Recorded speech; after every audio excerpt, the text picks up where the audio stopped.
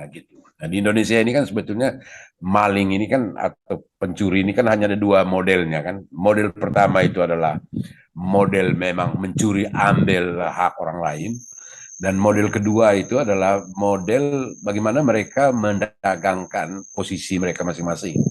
Itu yang disebut orang itu rent seeking itu. Jadi bagaimana mereka mendagangkan posisinya untuk mendapatkan keuntungan bagi kepentingan mereka sendiri.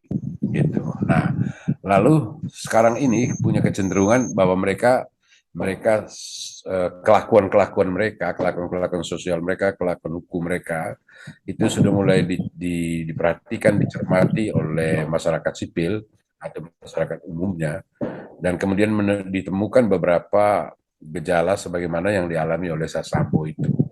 Nah, lalu ketika kasus dia diproses secara hukum, maka memang institusi ini juga bukan tanpa masalah.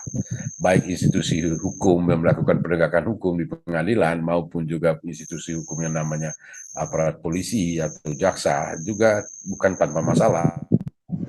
Mereka itu bermasalah sebetulnya.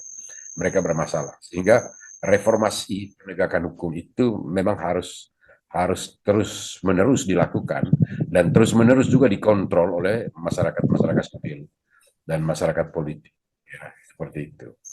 Itu pandangan saya yang pertama ya, mengapa misalnya banyak sekali kasus-kasus hukum itu untuk elitnya itu selalu bertele-tele, untuk masyarakat sederhana itu gampang gitu mereka mengaturnya itu. Kalau elitnya itu kelompok oligarkinya itu agak sangat rumit, bahkan mereka bisa membelokkan seluruh terminologi hukum yang berlaku di Republik Indonesia.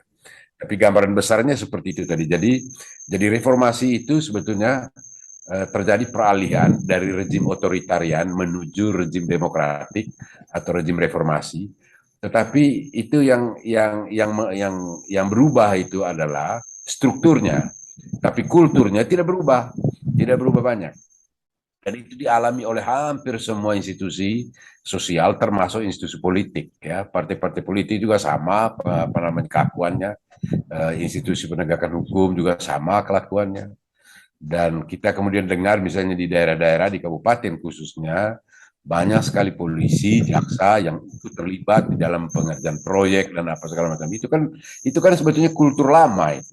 Kultur lama yang mereka bawa ke era reformasi ini.